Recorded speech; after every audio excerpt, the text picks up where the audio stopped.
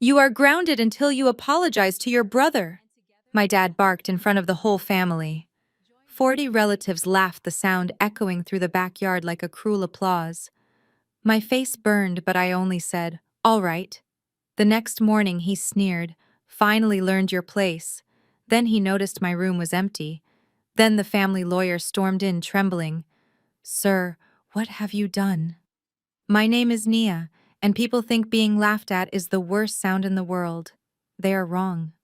The most satisfying sound is the deafening silence that follows when arrogant people realize they just bit the hand that feeds them.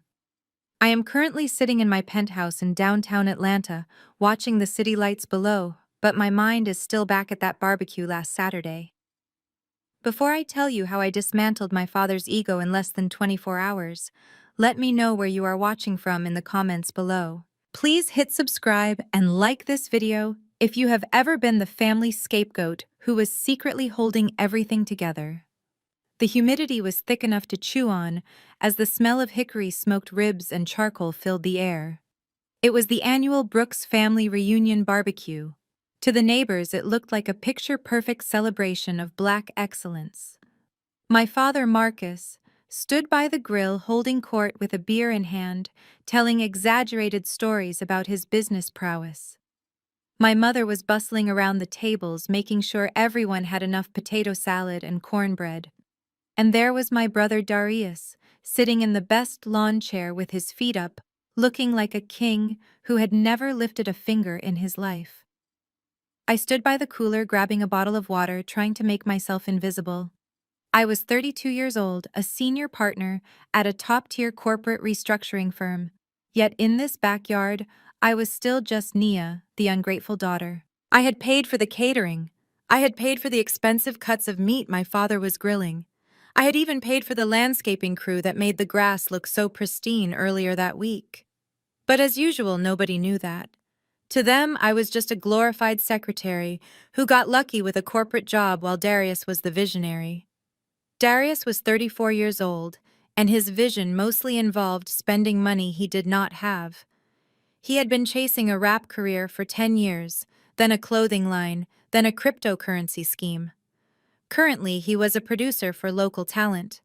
He walked over to me, wiping barbecue sauce off his chin with the back of his hand. His wife, Ashley, trailed behind him. Ashley was the only white woman at the barbecue, and she wore her presence like a badge of honor, always trying a little too hard to prove she understood the culture better than I did. "Hey, sis," Darius said, leaning against the fence, effectively cornering me. I was talking to Dad about the new studio equipment. We are looking at about $50,000 to get the acoustics right. I told him you would want to invest. It is a guaranteed return this time. I looked at him and felt a headache throbbing behind my temples. Invest. That was his favorite word. It sounded so much better than, "Give me money you will never see again." Darius the First said, keeping my voice low so the aunties nearby would not overhear. "I paid your rent last month. I paid for the car note on that Escalade you drove here. I am not giving you $50,000 for a basement studio. You are 34. It is time to get a real job." The smile dropped from his face instantly. Ashley stepped forward, crossing her arms. Her voice took on that sharp, condescending tone she reserved just for me. "You do not have to be so jealous, Nia," she said, loud enough for heads to turn. "Just because Darius has artistic dreams and you are stuck in a boring office job does not mean you have to tear him down. Family supports family." I laughed. It was a dry, bitter sound. Family supports family. That was the Brooks family motto. But in practice, it meant Nia supports everyone else while everyone else criticizes Nia. "I am not jealous, Ashley," I said. "I am tired." And the answer is no. Darius did not argue. He did something worse. He looked at Ashley and gave a subtle nod. Ashley immediately dissolved into tears. It was a performance worthy of an Academy Award. She covered her face with her hands and let out a loud, sobbing gasp that cut through the music and the chatter. "I just try so hard," she wailed, loud enough for my father to hear over the sizzling grill. "And she is always so cruel to us, Marcus." The music seemed to stop. The conversation at the card tables died down. My father set down his tongs and wiped his hands on his apron. He walked over his face, setting into that stony expression of authority that used to terrify me when I was a child. "What is going on here?" my father demanded. His voice boomed across the yard. Ashley pointed a shaking finger at me. "We just asked for her support, Marcus. Just a little faith in Darius. And she said he was a loser. She said we were parasites. She insulted your son in your own house. That was a lie. A blatant, malicious lie. But in the court of Marcus Brooks, the truth did not matter. Only the hierarchy mattered. And in this hierarchy, Darius was the prince and I was the peasant." "Is this true, Nia?" my father asked. He did not ask for my side. He asked for a confession. I straightened my spine. "I did not say that, Dad. I said I am not giving him $50,000. You think your money makes you better than us?" he shouted, stepping into my personal space. "You come here with your fancy clothes and your attitude looking down your nose at your brother. You think because you push paper in some high-rise, you are the head of this family." I bit my tongue. I wanted to scream. I wanted to scream that I was the head of the family. I wanted to scream that the deed to this house was in a safe deposit box with my name on it, not his. I wanted to scream that his auto parts business had been dead for 5 years, and I was the one keeping it on life support. But I had promised myself I would let him keep his dignity. I had promised myself I would not emasculate him in front of his friends. "Apologize to your brother," my father commanded. "No," I said calmly. The gasps from the relatives were audible. Aunt Martha covered her mouth. Uncle Joe shook his head. Disrespecting the patriarch was the ultimate sin. My father's face turned a shade of purple I had never seen before. He was losing control of the narrative. He needed to reassert his dominance, and he needed to do it now. "You are grounded," he barked. I blinked. I actually blinked in confusion. "I am 32 years old, Dad. I do not care how old you are," he yelled, putting on a show for the 40 people watching. "As long as you are under my roof, you follow my rules. You are grounded. Hand over your car keys." I stared at him. He was serious. He was actually treating a corporate executive like a teenager caught sneaking out. "And you are not leaving this property until you apologize to Darius and Ashley for your disrespect," he continued, puffing out his chest. "Give me the keys. Now." I looked around the yard. I saw Darius smirking behind his hand. I saw Ashley dabbing her dry eyes, watching with glee. I saw my mother looking down at her shoes, refusing to make eye contact with me. And then I heard it. Laughter. It started with my Uncle Joe, but soon it spread. They were laughing. They thought it was funny. "Look at Nia getting taken down a peg. Look at Nia getting disciplined by her daddy." My face burned with a mixture of shame and rage. My heart hammered against my ribs like a trapped bird. But in that moment, amidst the humiliation, something inside me snapped. It was not a loud snap. It was a quiet, cold fracture. The tether of guilt and obligation that had bound me to these people for decades finally broke. He wanted to play house. He wanted to pretend he was the lord of the manor and I was the unruly child. Fine. I would play along. I reached into my purse. My fingers closed around the heavy fob of my Mercedes G-Wagon, the car I had bought with my own bonus check 3 months ago. "All right," I said. My voice was steady, dangerously steady. I placed the keys in his outstretched hand. Satisfied, my father closed his fingers around them. "Go to your room," he ordered, pointing at the back door. "And do not come out until you are ready to act like a daughter of this house." I turned around without another word. I walked past the snickering relatives. I walked past the tables of food I had paid for. I walked past my mother, who still would not look at me. I entered the house and walked down the hallway to my old bedroom. It was exactly as I had left it years ago when I moved out, painted a soft yellow filled with old trophies and books. I closed the door. I heard the lock click. Outside, the party continued. I could hear Darius laughing loudly, probably bragging about how he had put me in my place. I could hear my father accepting compliments on his parenting. I sat on the edge of the twin bed. I did not cry. I was done crying. I took out my phone. The first thing I did was open my banking app. I navigated to the sub-account labeled Family Emergency Fund. This was the account linked to the credit card my mother used for groceries, and the card Ashley and Darius used for gas and incidentals. I tapped the button that said, "Freeze card." I sat on the edge of the bed for a moment longer, watching the confirmation message on my banking app. Card frozen. It was a small button, but pressing it felt like pulling the trigger of a silent gun. The first shot had been fired, and they did not even know they were bleeding yet. I stood up and surveyed the room. This space had been my prison for 18 years. The pale yellow walls still held the ghostly outlines of posters I had not been allowed to keep. The bookshelf was filled with encyclopedias my father bought to show off but never opened. I did not pack clothes. I did not pack toiletries. I did not want anything from this house that could weigh me down. I reached under the loose floorboard in the closet corner, a hiding spot I had chiseled out when I was 12.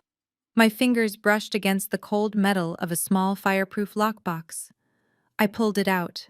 This was what I needed. Inside were my birth certificate, my passport, and the original hard drive containing the backups of the family business ledgers I had secretly digitized 3 years ago. Those ledgers were my insurance policy. They proved exactly how much money Darius had siphoned off, and exactly how many times my father had falsified inventory to secure bank loans. I slipped the lockbox into my designer tote bag along with my laptop. That was it. I stripped the bedsheets off the mattress. I folded them neatly and placed them on the chair. I wanted the room to look sterile, unlived in. I wanted them to see that I had not just left, I had erased myself. I walked to the window. The latch was stiff, painted over so many times it barely moved. But I knew the trick. I applied pressure to the top right corner and jiggled the handle. With a soft groan of protest, the window slid upward.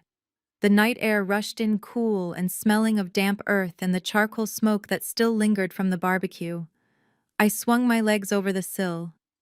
16 years ago, I used to climb out this window with a heart pounding in terror, afraid of being caught, afraid of the belt.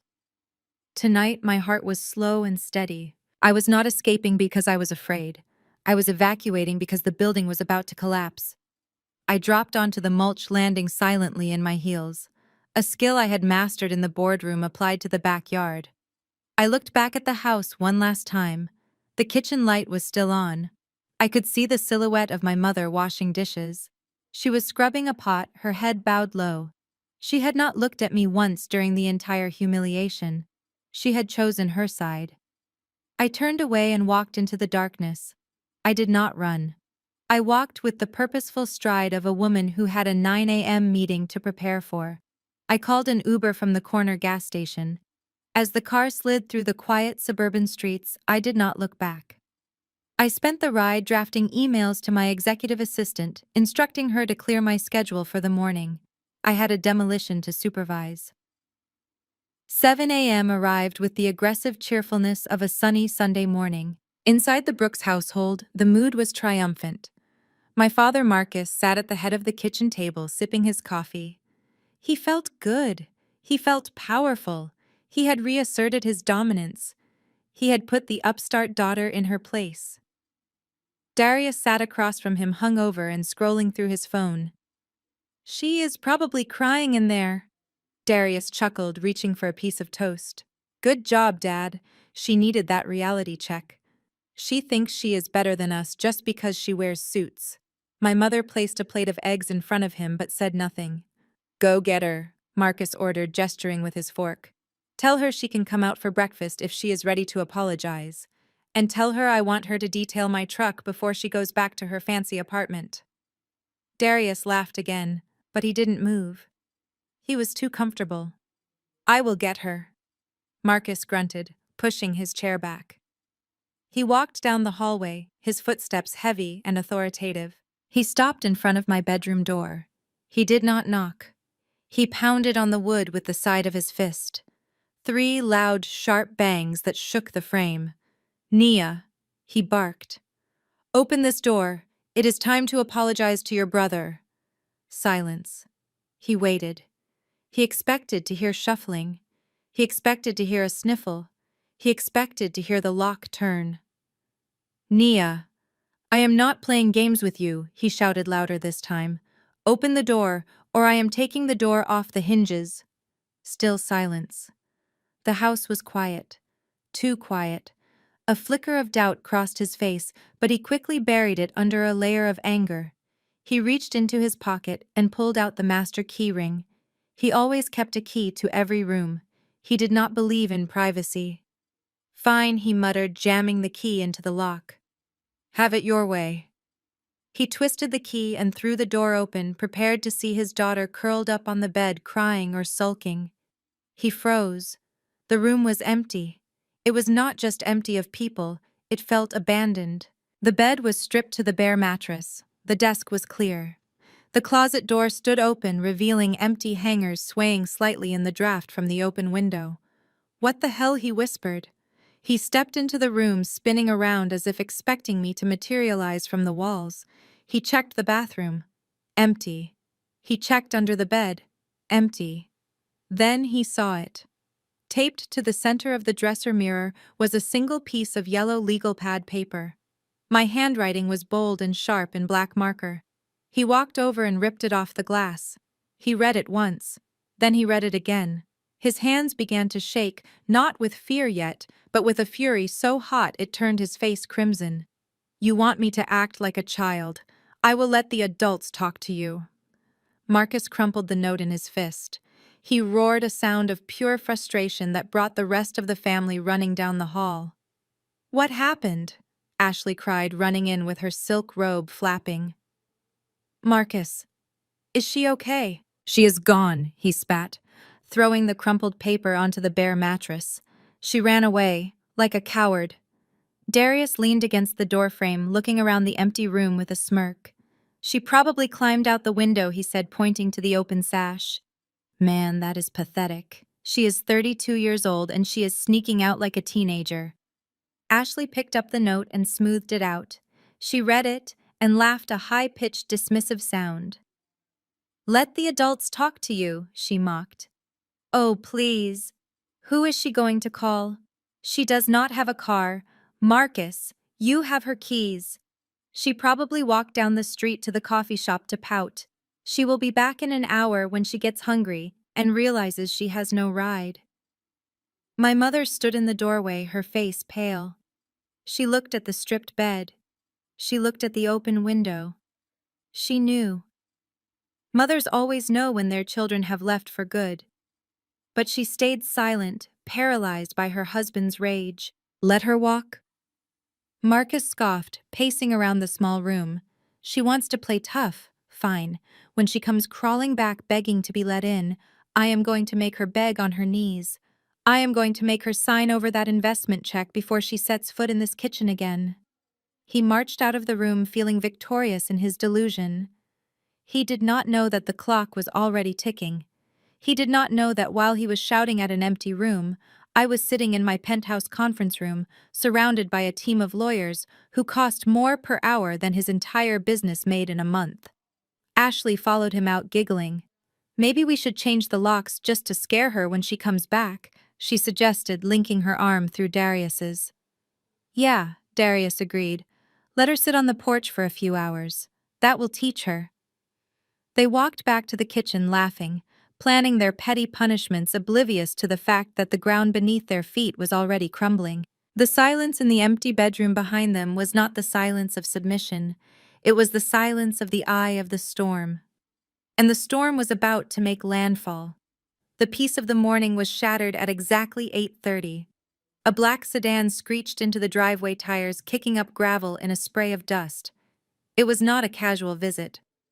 Out stepped Mr. Henderson, the family attorney for over 20 years. Usually, Henderson was a man of composure, known for his slow drawl and perfectly pressed suits. Today, his tie was crooked, and sweat was already beading on his forehead despite the morning chill. He did not walk to the front door, he ran. He burst through the front door, startling my mother, who was still drying dishes. Marcus looked up from his coffee, annoyed by the intrusion. Marcus. Mr. Henderson gasped, clutching his briefcase to his chest like a shield.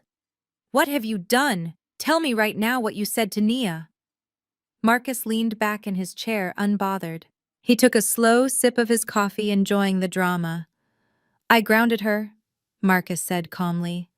I took her keys. I taught her some respect. Why are you here so early, Henderson? Did she call you to cry? Henderson stared at him with wide, terrified eyes. His face turned a sickly shade of gray. You grounded her, he repeated, his voice cracking. You took her keys. Marcus, you absolute fool. He slammed his briefcase onto the kitchen table, knocking over the salt shaker. The sound echoed like a gunshot in the quiet kitchen. You do not have the authority to ground her, Henderson shouted, losing his professional demeanor completely. You do not even have the authority to change a light bulb in this house without her permission. Ashley looked up from her phone, rolling her eyes. Oh, calm down, Mr. Henderson, Ashley said dismissively. It is just a family dispute. Nia was being a brat, so Marcus disciplined her. Why is everyone acting like she is the Queen of England? Henderson ignored her. He was looking only at my father. He began frantically pulling documents out of his bag. What are you talking about? Henderson. Marcus asked, his voice deepening with irritation. I bought this house in '95. I am the head of this household. And you sold it 5 years ago? Henderson cut him off, pulling out a thick legal document bound in blue. To the Phoenix Trust. The room went silent. The only sound was the refrigerator humming. Marcus frowned. Phoenix Trust. That is just the holding company Nia set up to handle the refinance when business was slow. Marcus scoffed. It is just paper pushing so we could get a lower interest rate. It does not mean anything. It means everything. Henderson yelled, slamming his hand on the table. 5 years ago you were bankrupt, Marcus. The bank was coming for the house. The bank was coming for the business. Nia stepped in. She did not just refinance. She bought the debt. She bought the equity. She bought the deed. Henderson flipped the document open to a page marked with a red sticky note. Look at this, he demanded, pointing a shaking finger at the signature line. You signed it. Transfer of title. The Phoenix Trust is the sole owner of this property. And do you know who is the sole beneficiary and trustee of the Phoenix Trust? Marcus stared at the paper. He saw his own signature. He saw the date from 5 years ago. And above it, he saw the legal owner name. Nia Jenkins. She owns the house. Henderson said, his voice dropping to a harsh whisper. She owns the roof over your head. She owns the chair you are sitting on. You have what is called a right of occupancy. It is a clause Nia inserted to let you live here for free. Henderson flipped to page 40. Article 7. Right of occupancy. Marcus and Elaine Brooks are granted lifetime residency privileges, subject to the maintenance of a peaceful and non-hostile environment for the trustee. He pointed at the word trustee. Nia is the trustee, Marcus. She is the owner. You are a tenant. A tenant on a behavioral lease, and you just violated the terms in the most public way possible. Marcus stood up slowly. His face was losing color rapidly. She would not do that, he stammered. She is my daughter. I let her handle the paperwork because I trust her. She would not kick me out. She does not have to kick you out, Henderson said, wiping his forehead with a handkerchief. The contract is automated. 10 minutes ago, my office received a notification from the trust system. It was a code red violation report. Code red. Darius asked, speaking for the first time, his mouth full of eggs. What is that? It means hostile action against the owner, Henderson explained, looking at Darius with pity. The report listed unlawful imprisonment and theft of vehicle. Theft, Marcus shouted, slamming his fist on the table. I confiscated my daughter's car. That is parenting. You stole the landlord's property, Henderson screamed back. In the eyes of the law, you stole a $100,000 vehicle from the legal owner of this estate. The system has triggered a 24-hour eviction warning. Henderson pulled out a final sheet of paper. It was printed on red paper. You have exactly 1 day, he said, sliding the red paper across the table toward Marcus. One day to explain why the trust should not terminate your residency rights immediately. And guess who reviews that explanation? Marcus looked at the red paper. He looked at the legal documents. He looked at Henderson's terrified face. The arrogance that had fueled him all morning began to drain away, replaced by a cold, creeping dread. Nia reviews it. Henderson finished packing his bag with trembling hands. You better pray she is feeling merciful, Marcus. Because right now you are not a father disciplining a child.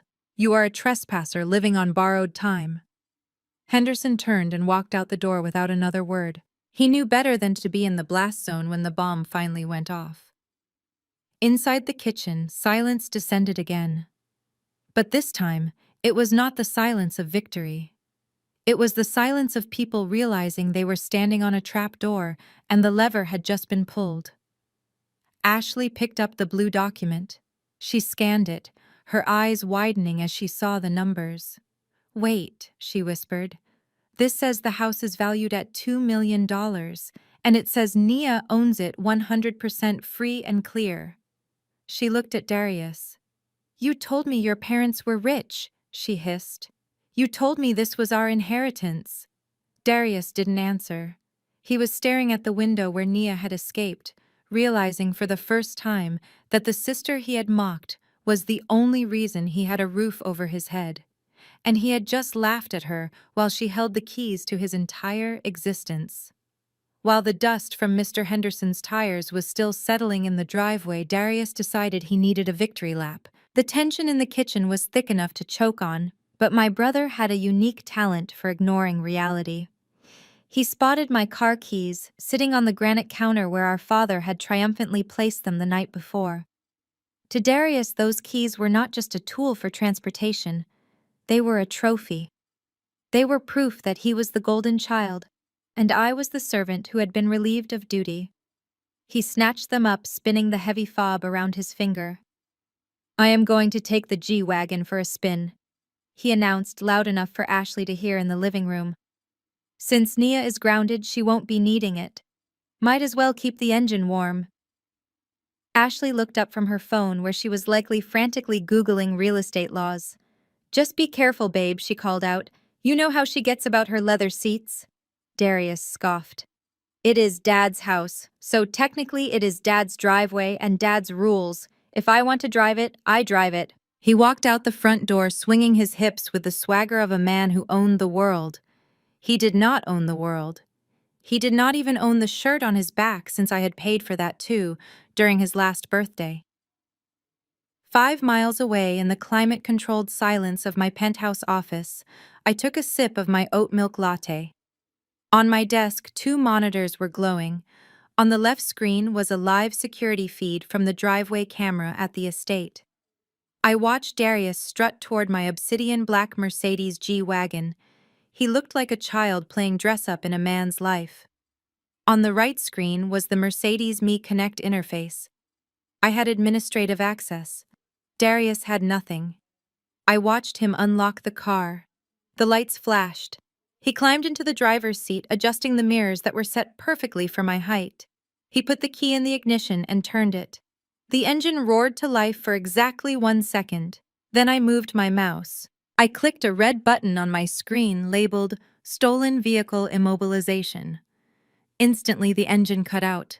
It did not sputter or stall. It died completely. On the security feed, I saw Darius frown. He turned the key again. Nothing. He pounded on the steering wheel. Then I clicked the second button. Panic alarm. The G-Wagon horn began to blare. It was a rhythmic, deafening sound that echoed through the entire upscale neighborhood. The headlights flashed in a blinding, stroboscopic pattern. I watched Darius jump in his seat. He fumbled with the keys, trying to stop the noise, but the keys were useless now. The car was in lockdown mode. The doors automatically deadbolted, trapping him inside. I picked up my phone and dialed a number I had saved years ago. Speedy Towing and Recovery. This is Mike. Hey Mike, it is Nia. I need an extraction at the Brooks residence. Unauthorized user in the vehicle. The title is in my name. Say no more, Miss Jenkins, Mike said. We have a truck 2 streets over. We will be there in 5. I leaned back in my chair watching the screen. Darius was shouting now, banging on the reinforced glass. Ashley and my father ran out onto the porch, covering their ears against the noise. My father tried to open the driver's side door, but it was locked tight. This is what happens when you try to drive a vehicle you do not pay for. 15 minutes later, a massive flatbed tow truck backed into the driveway. The driver, a burly man who did not care about suburban drama, hooked the winch to the front bumper of my car. Darius was still inside, screaming at him to stop, but the driver ignored him. He simply lifted the car with my brother, still trapping inside it, onto the flatbed. I unlocked the doors remotely, only when the car was fully secured on the truck. Darius scrambled out, nearly falling off the truck bed, his face red with humiliation. The neighbors were all watching from their windows. The golden child had been reduced to a pedestrian in his own driveway. Meanwhile, across town, another disaster was unfolding. My mother, Elaine, was at Whole Foods. For my mother, shopping was not a chore. It was a performance. She walked the aisles of the high-end grocery store with her head held high, wearing a cashmere cardigan I had bought her for Christmas. She filled her cart with organic steaks, imported cheeses, and expensive wines. She needed to prepare a lunch that would soothe Marcus's temper and make everyone forget the morning's unpleasantness with the lawyer. She approached the checkout counter with a cart totaling nearly $400. There was a long line behind her. She smiled at the cashier, a young woman she enjoyed condescending to. "Just put it on the card, dear," my mother said, waving her hand dismissively as she swiped the platinum credit card. The machine beeped, a harsh, dissonant tone. The cashier looked at the screen. "I am sorry, ma'am, the transaction was declined." My mother laughed, a nervous, high-pitched sound. "Don't be silly. Try it again. It must be the chip." The cashier swiped it again. Beep, declined. "Ma'am, it says here the card has been reported lost or stolen and is frozen by the primary account holder." The woman behind my mother in line sighed loudly, checking her watch. My mother's face flushed a deep crimson. This was her worst nightmare. Not poverty, but the public appearance of poverty. "There must be a mistake," she stammered, digging through her purse for another card. She pulled out the backup Visa. Beep, declined. She pulled out the emergency Amex. Beep, declined. I had been thorough. Every single card in her wallet was a supplementary card linked to my primary accounts. I had frozen them all. "Ma'am, do you have another form of payment?" the cashier asked, her voice losing its politeness. "People are waiting." My mother looked at the line of impatient shoppers. She saw the judgment in their eyes. She saw them whispering. She felt naked. "No," she whispered. "I have to make a call." She abandoned the cart full of groceries right there on the conveyor belt and ran out of the store, tears stinging her eyes. She sat in her car, her hands shaking so hard she could barely hold her phone. She dialed my number. I was expecting the call. I let it ring twice before picking up. "Hello, Mother. Nia." My mother screamed into the phone, her voice hysterical. "What have you done? I am at the grocery store. The cards are not working. The cashier humiliated me in front of the entire neighborhood." I took a slow, calm breath. "The cards aren't working because I froze them, Mother." "You what?" she shrieked. "You ungrateful child. Unfreeze them immediately."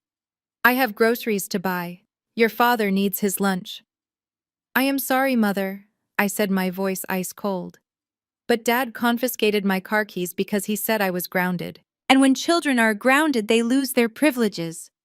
"This is not a game, Nia," she sobbed. "We have no food in the house." "Then ask the man of the house to pay for it," I replied. "Marcus is the provider, right? He is the patriarch. Surely a successful businessman like him has $400 to buy steak for his wife." There was a silence on the other end. A heavy, suffocating silence. We both knew the truth. Marcus did not have $400. Marcus did not even have $40. His business account was overdrawn, and his personal account had been empty for years. I was the one filling them.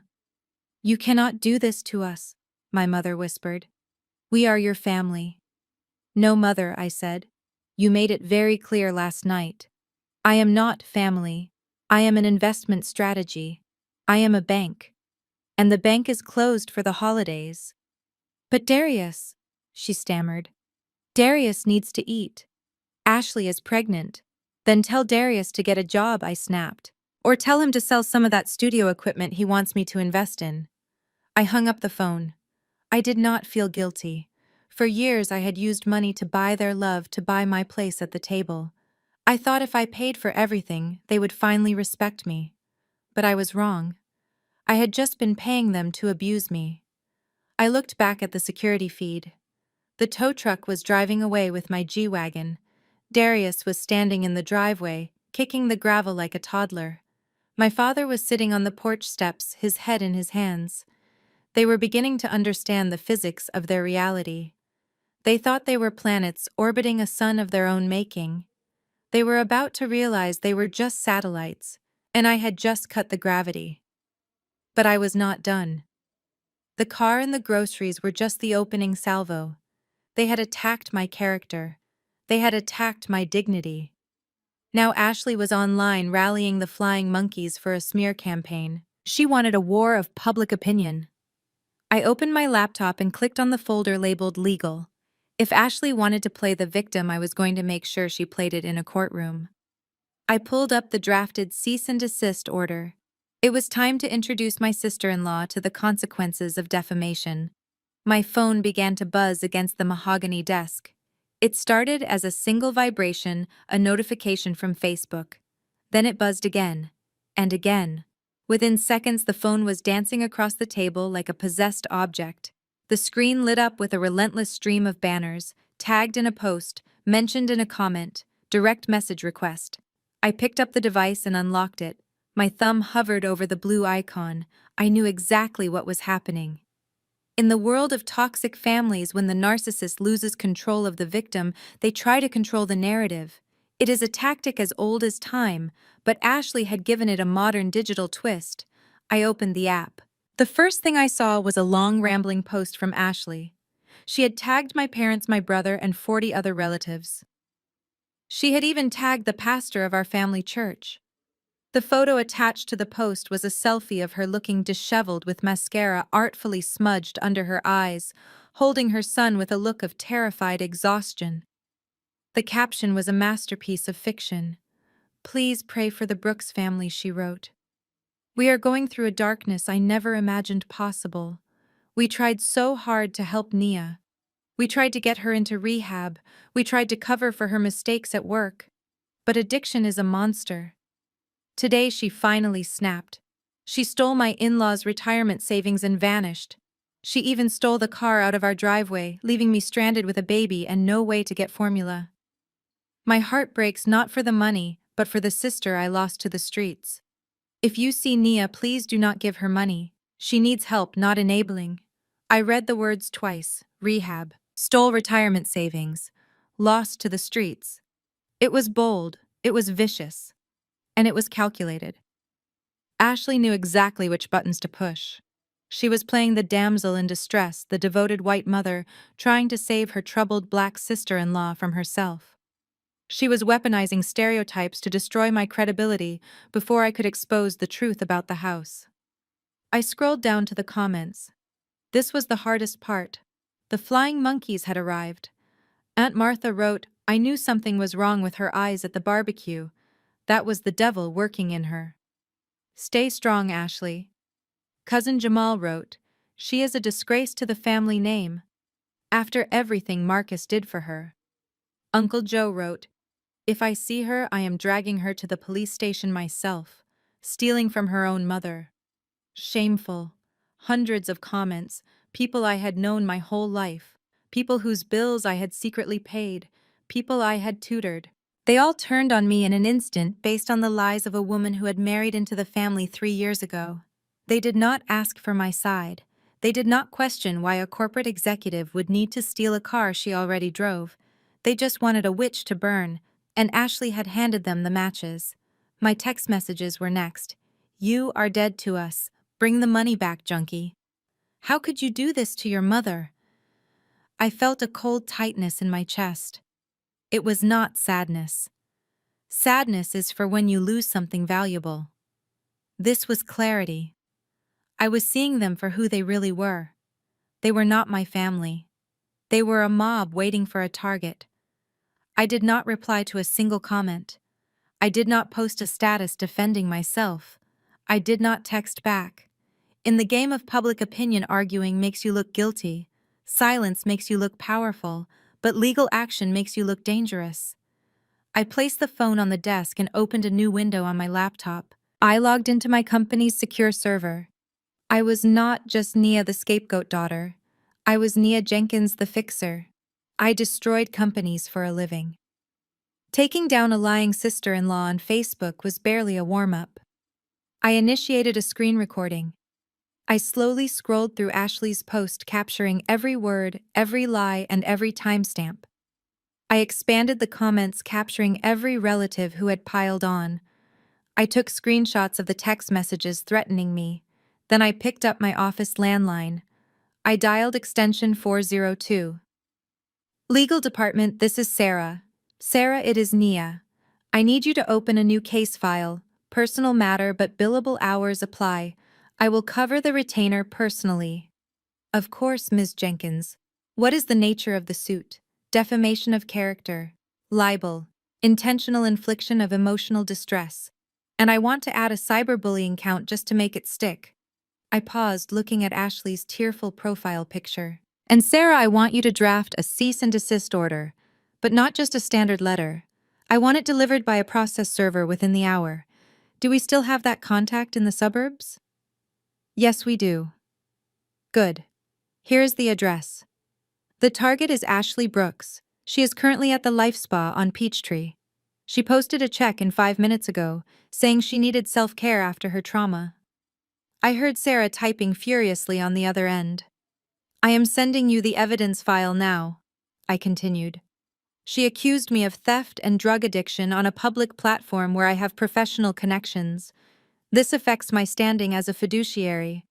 Calculate the potential damages based on my current hourly rate and project it out for 5 years. I heard Sarah gasp. 5 years of your salary, Ms. Jenkins? That is in the millions. Exactly, I said. I want the number to be so big that when she reads it, she forgets how to breathe. I hung up the phone. I looked back at the Facebook post. The likes were still climbing. Ashley was basking in the attention, replying to comments with prayer hand emojis and fake humility. She thought she had won. She thought she had destroyed my reputation. She did not realize that by accusing a financial professional of theft and drug abuse, she had not just started a family fight. She had committed a felony-level tort. She had handed me the gun I needed to blow her life apart. I took a sip of my cold coffee. Let them talk.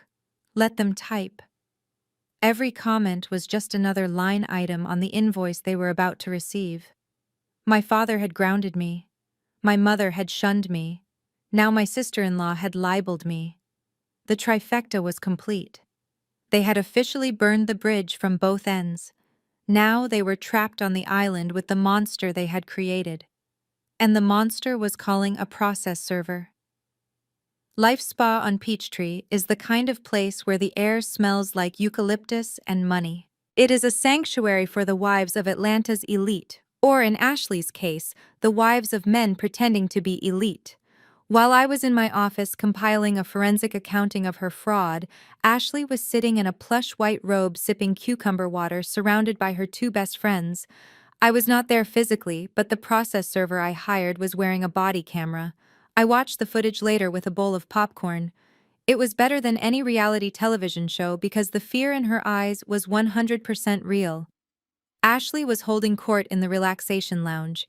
She looked relaxed. She looked smug. She had just destroyed my reputation online, and now she was celebrating with a deep tissue massage.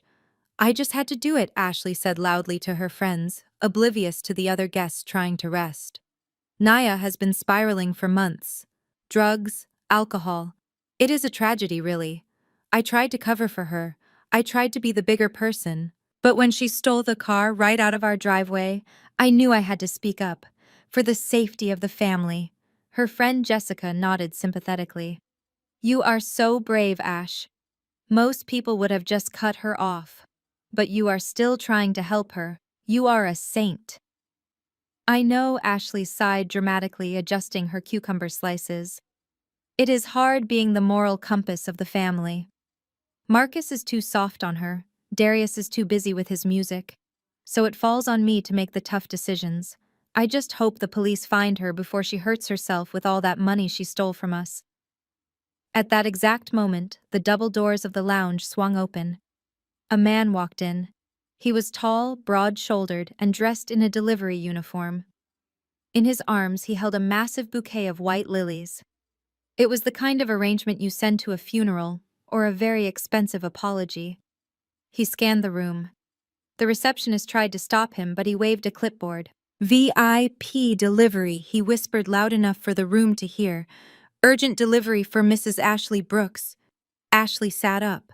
Her eyes lit up. She assumed it was Darius. She assumed her husband had somehow scraped together enough money to send a public display of affection to thank her for defending his honor. Or perhaps it was a sympathy gift from one of the relatives who had seen her Facebook post. Over here, she called out, waving her hand. I am Ashley Brooks. The man walked over. The other women in the room watched with jealousy. A delivery in the spa was the ultimate status symbol. Mrs. Ashley Brooks, the man asked, looking down at her. Yes, that is me, she beamed, reaching for the flowers. The man did not hand her the flowers. He set them down on the table. Then he reached behind the bouquet and pulled out a thick, heavy manila envelope taped to the back of the vase. Ashley Brooks, you have been served, he said. His voice was not soft. It was professional, loud, and echoed off the tiled walls. Ashley froze. Her hand was suspended in mid-air. What she whispered. This is a court order regarding a lawsuit filed by Nia Jenkins. The man continued reciting the standard legal script. You are being sued for defamation of character, libel, and intentional infliction of emotional distress. You are also being served with a cease and desist order regarding all social media activity, effective immediately. The room went silent. Jessica dropped her magazine. The smile slid off Ashley's face like oil sliding off glass. Is this a joke? She stammered, looking around to see if anyone was laughing. Did Nia put you up to this? The man did not answer. He simply placed the envelope in her lap. Have a nice day, ma'am. He turned and walked out, leaving the scent of lilies and disaster in his wake. Ashley looked down at the envelope. Her hands were shaking so badly she could barely get her finger under the flap. She tore it open. She pulled out the top document. It was a formal complaint filed in the Superior Court of Fulton County. The numbers were bolded in the middle of the page. Plaintiff Nia Jenkins seeks damages in the amount of $500,000 for reputational harm and loss of future earnings.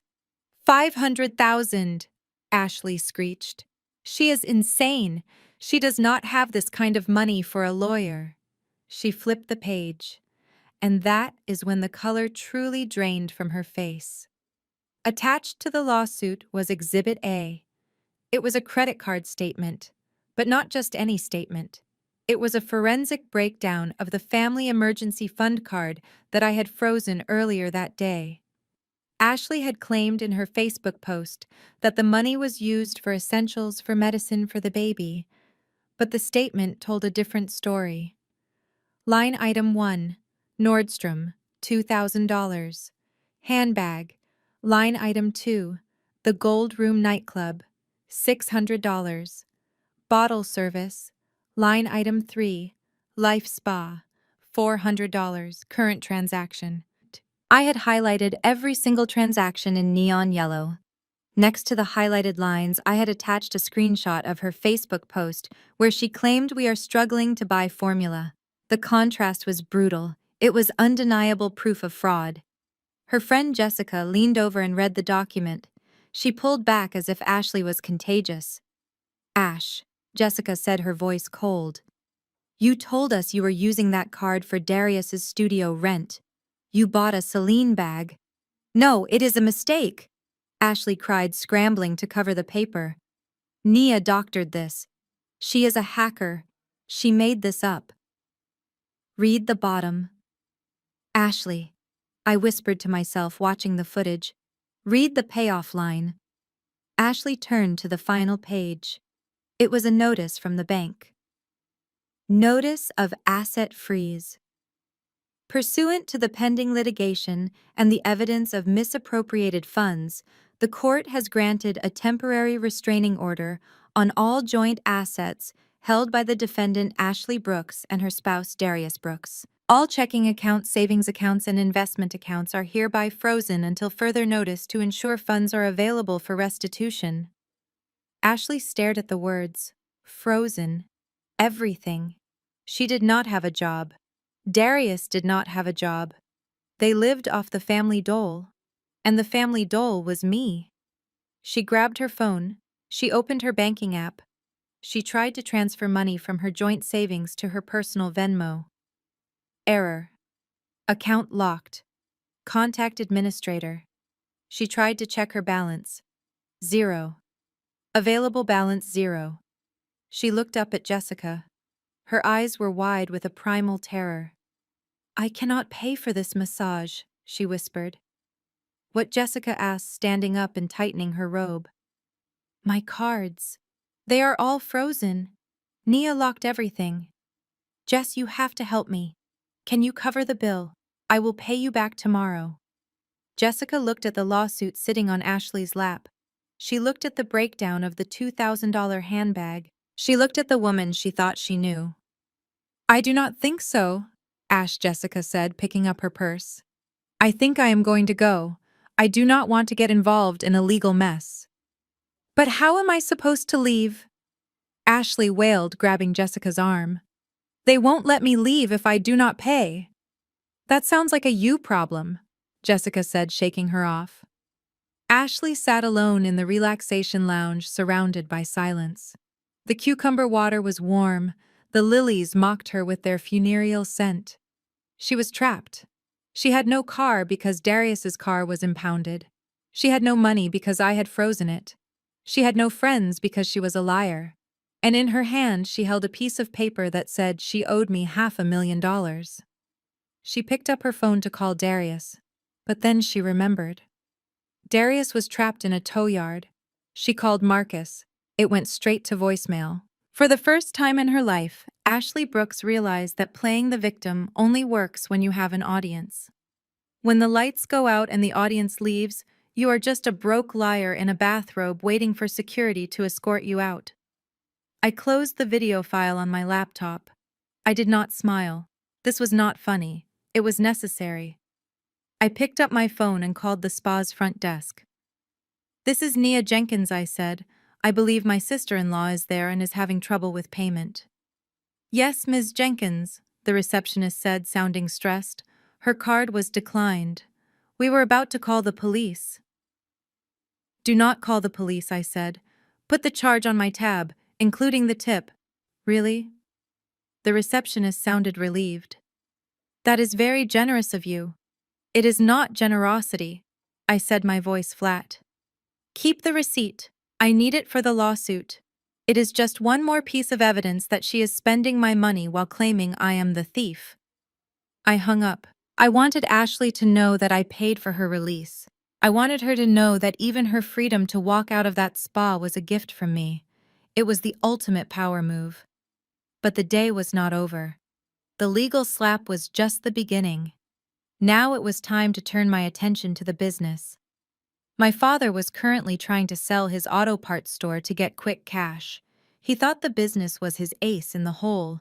He was about to find out that his ace was actually a joker, and I was the one shuffling the deck. I checked the time. My father's meeting with the investors was scheduled for 2 p.m. I had just enough time to drive over there and crash the party. While Ashley was facing a financial firing squad at the spa, my father was sitting in his office at Brooks Auto Parts, preparing for what he thought was his victory lap. The office was a testament to his management style. It was cluttered, dusty, and smelled of stale cigar smoke and old grease. The wood paneling on the walls was peeling and the carpet had not been changed since the 90s. But Marcus Brooks did not see the decay. He saw an empire.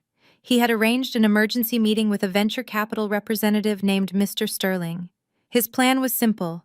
He would sell the business for a cool $2 million, use the cash to hire a shark of a lawyer, and force me to return the house. He straightened his tie as Mr. Sterling walked in. Sterling was a sharp man in a charcoal suit who looked at the grease-stained carpet with mild disgust. Marcus did not offer a handshake. He leaned back in his leather chair, attempting to look like the Godfather. "I am a busy man, Mr. Sterling," my father said, puffing out his chest and gesturing to the empty chair. "So I will get straight to the point. Brooks Auto is a pillar of this community. We have been serving this neighborhood for 30 years. I am willing to part with it for $2.5 million. That includes the inventory, the brand, and the real estate." Mr. Sterling sat down slowly. He placed a thin black folder on the desk. He did not look impressed. He looked amused. He opened the folder and adjusted his glasses. "Mr. Brooks, I think there has been a significant misunderstanding," Sterling said, his voice smooth and cold. "We are not interested in the inventory. And regarding the real estate, you cannot sell what you do not own." Marcus frowned, leaning forward. "Excuse me. I built this building in 1998. I laid the foundation myself." "You built it, yes," Sterling corrected without looking up from his papers. "But you sold the land and the structure to Phoenix Holdings 5 years ago during your liquidity crisis." Marcus waved his hand dismissively. "Phoenix Holdings is just a shell company my daughter set up to handle some paperwork. It is family property. It is just a formality to get a lower interest rate. I control it." "It is a separate legal entity," Sterling said, tapping the folder with a manicured finger. "And the sole proprietor is Nia Jenkins. I checked the county records this morning. Furthermore, I checked your lease agreement. It was a 5-year commercial lease." Sterling looked at his watch. "It expired yesterday at midnight." Marcus froze. The air conditioning unit in the window rattled loudly, filling the silence. "What are you saying?" he whispered. "I am saying," Sterling continued, standing up and buttoning his jacket, "that you are currently squatting on private property. Without a valid lease, you have no business to sell. Your inventory is worthless without a location. My firm is withdrawing our interest. We do not do business with trespassers. Good day, Mr. Brooks." Sterling walked out, leaving my father staring at the dust motes dancing in the light. He could not process it. He had convinced himself that he was the king, and I was just the court jester juggling the paperwork. He did not realize I owned the castle, the moat, and the drawbridge. But the humiliation was not over. The door opened again. This time it was Mrs. Higgins, our bookkeeper for 30 years. She was a small woman who usually hummed gospel songs while she worked. Today she was shaking. She held a stack of red envelopes in her hands, and her eyes were rimmed with red. "Marcus," she said, her voice trembling, "the payroll checks. They all bounced. The mechanics are walking out." Marcus stood up, his face turning purple. He slammed his hand on the desk, sending a cloud of dust into the air. "That is impossible," he shouted. "Call the bank. Tell them it is a mistake. We had a record month in sales. Darius told me we were up 20%. He showed me the spreadsheets last week." Mrs. Higgins began to cry. She dropped the envelopes on the desk. They scattered like autumn leaves. "Darius lied, Marcus." "What did you say?" my father hissed, walking around the desk to loom over her. "Darius has been draining the accounts," Mrs. Higgins sobbed. "For 3 years. He set up fake vendor accounts, DJ equipment, studio time, image consulting. He has been siphoning $10,000 a week. I tried to tell you, but you always said Darius was handling the marketing." Marcus fell back into his chair. 10,000 a week. That was the profit margin. That was everything. He looked at the photo of Darius on his desk, the one where he was smiling next to his new car. "Then how are we open?" my father whispered, his voice barely audible. "If he took the money, how have we been paying you? How have we been buying parts?" Mrs. Higgins wiped her eyes with a tissue. Nia, she said softly. My father looked at her as if she was speaking a foreign language. Nia, Mrs. Higgins repeated. Every month on the 1st, she wires $50,000 into the operating account. She labels it shareholder loan. She has been covering the payroll. She has been covering the vendor bills. She has been keeping this place alive for 3 years, Marcus. She made me promise not to tell you because she said it would hurt your pride. She said she wanted you to feel successful. The silence in the office was heavy. It was the sound of a man's ego dying a violent death. For years he had called me cheap. He had called me ungrateful. He had mocked my corporate job, all while my paycheck was the only thing keeping his name on the door. But today Mrs. Higgins continued looking at the floor. Today is the 1st. I checked the account at 9 a.m. The transfer did not come. Nia stopped the payments. She looked up at him with pity in her eyes. Pity was worse than anger. We have negative $40,000 in the bank, Marcus. We are not just closed, we are bankrupt. My father stared at the wall. He thought about the barbecue. He thought about how he had laughed when he took my car keys. He thought about how he had told me to apologize to Darius. He had banished the only person who was actually working, and he had protected the thief who was robbing him blind. Get out, Marcus whispered.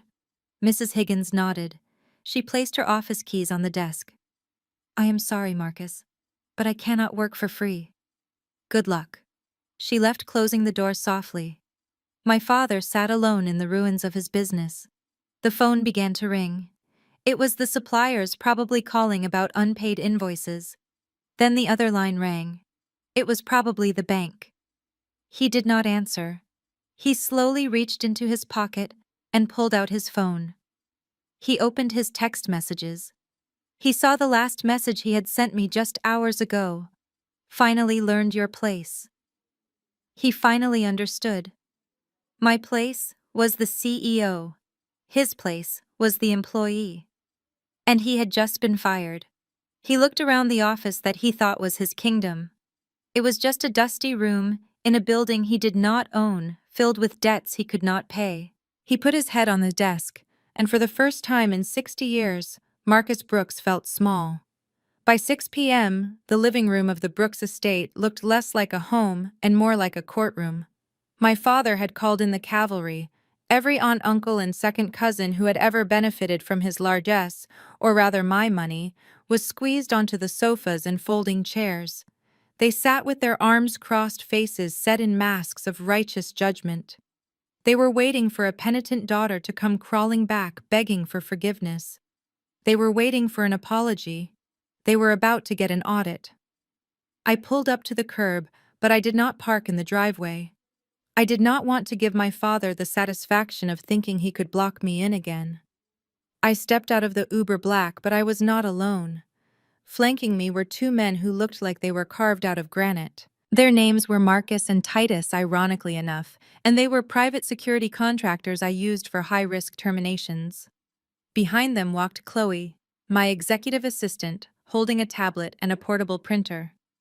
We walked to the front door. I did not knock. I used my key, which I had legally retained as the property owner. The sound of the lock turning silenced the murmurs inside. I pushed the door open and stepped into the lion's den. The room went quiet, but the air was thick with hostility. My father sat in his recliner like a deposed king. Ashley and Darius were huddled in the corner looking smug.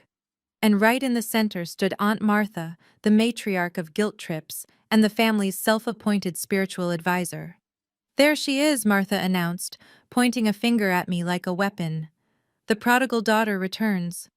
I did not flinch. I motioned for the security guards to stand by the door. Their presence sent a ripple of unease through the room. Uncle Joe, who was nursing a drink in a red Solo cup, looked at the guards and then at his feet. What is this, Nia? My father demanded, standing up. You bring goons into my house. My house. Dad, I corrected calmly, walking to the center of the room. And these are not goons, they are witness protection. Because after what I'm about to say, I figured you might try to get physical. Aunt Martha stepped forward, clutching her cross necklace. You are possessed, Nia. That is the only explanation. You have let the devil of greed into your heart. You stole your mother's peace. You stole your brother's car. You are disrespecting the Bible that says honor your father and mother. I looked at Martha. She was wearing a hat I knew cost $300. She was wearing shoes I knew cost $200.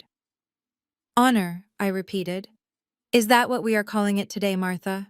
Because I checked the definition of honor, and nowhere does it mention financial parasitism. Don't you use those big words with me, Martha shouted. We are here to have an intervention. We are here to tell you that unless you unfreeze the accounts and apologize to your brother, you are cut off from this family. We will shun you. I laughed. It was a genuine laugh. The idea that they thought they were cutting me off was comedy gold.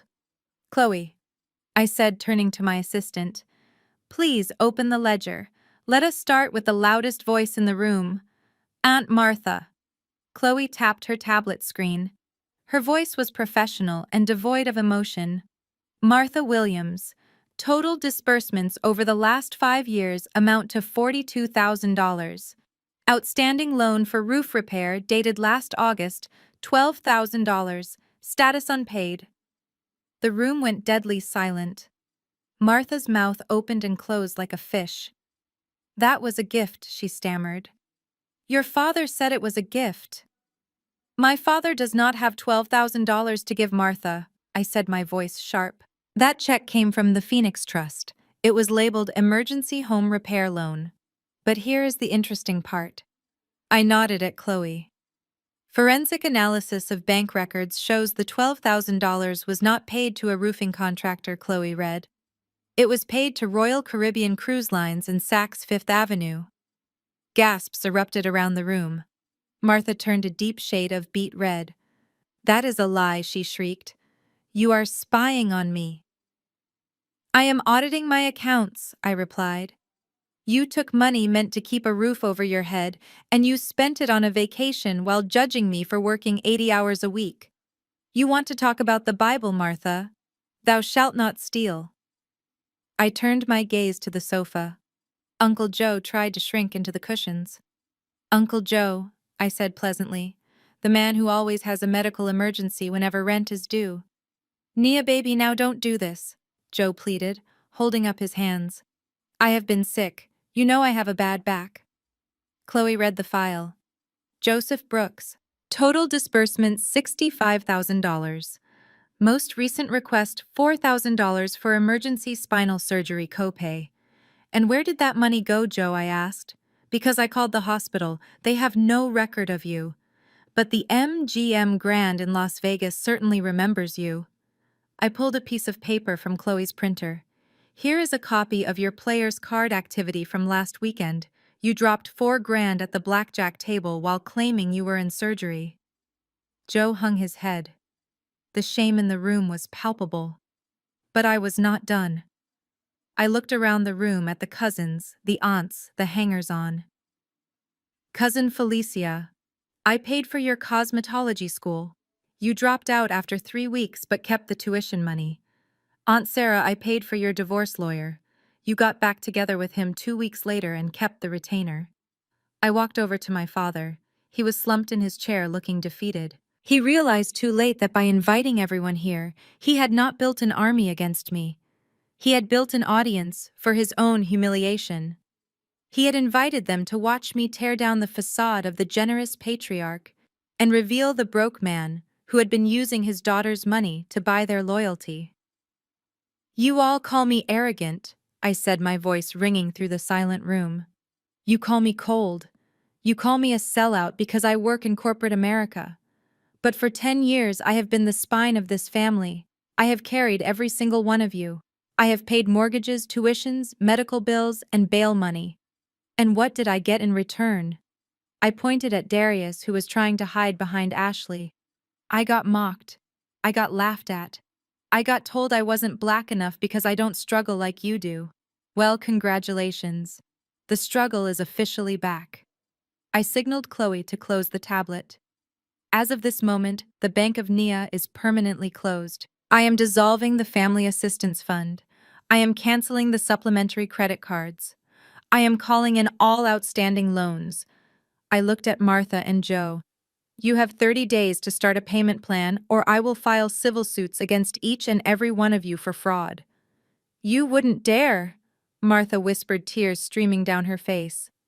We are your blood. Blood makes you related, I said, turning toward the door. Loyalty makes you family. And there is not a drop of loyalty in this room. I looked at my father one last time. The meeting is adjourned, Dad. I suggest you start packing. You have 29 days left. I turned and walked out. The bodyguards followed me, stepping backward to ensure no one tried to rush me. But they didn't need to worry. The room was paralyzed. I walked out into the cool evening air. I felt lighter. 10 years of wait, 10 years of obligation, 10 years of trying to buy love that was never for sale had just evaporated. I sat in the back of the car and watched the house through the tinted window. I saw the silhouettes of my relatives arguing through the curtains. They were turning on each other now. Without a common enemy to exploit, the parasites would start eating the host. And the host was Marcus Brooks. I told the driver to take me home. I had one last loose end to tie up. My brother Darius. I had embarrassed him. I had stranded him. But I had not yet destroyed him. And after the secret I had uncovered in the ledgers, he deserved nothing less than total annihilation. The secret was not just about money. It was about the night 4 years ago, the night of his accident. The night I saved his life, and he signed his life away. He had forgotten the terms of our deal.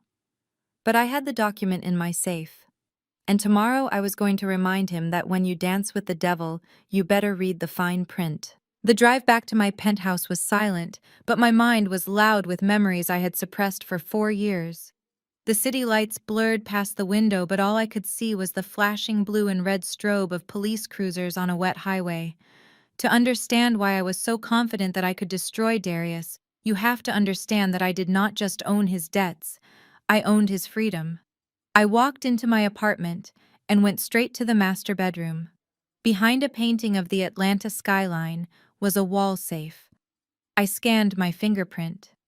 The heavy steel door clicked open. Inside sat a single black leather binder. It was not thick, but it was heavy with secrets.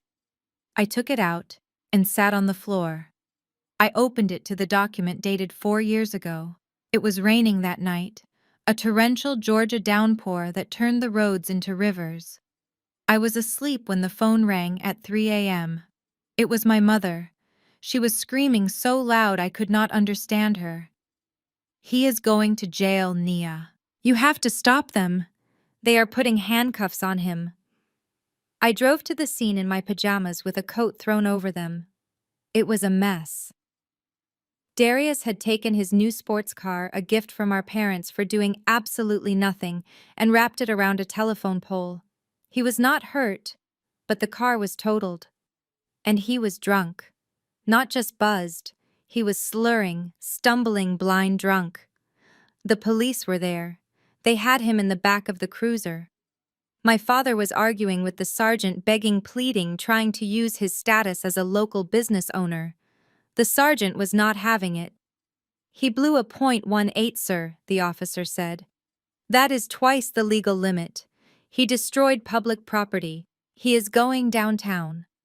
I stood in the rain, watching my brother cry in the back seat. He looked pathetic. He looked like a child. And my parents looked helpless. They turned to me, the daughter they usually ignored, and looked at me like I was a savior. Fix this, Nia, my father said, grabbing my shoulders. His hands were wet and shaking. Please fix this. Adieu. I will ruin his reputation. He won't be able to get loans. He won't be able to run the business. You know the law. Do something. I looked at the sergeant. I knew him. Or rather, I knew his captain because my firm handled the police union's pension fund restructuring. I made a call. I woke up a very expensive criminal defense attorney named Mr. Wolf. I promised the city I would pay for the telephone pole and the damage to the sidewalk immediately. I promised the sergeant that Darius would enter a private rehab facility starting the next morning. It cost me $200,000. Between the lawyer's retainer, the fines, the damages, and the luxury rehab center strictly to keep his record clean, I drained my entire savings account at the time. But I did not do it for free. The next morning, I went to the holding cell before they released him to rehab. Darius was hungover, smelling of vomit and fear. He was shaking. "Thank you, Nia," he wept. "I swear I will pay you back. I swear I will change." I did not want his apologies. I wanted insurance.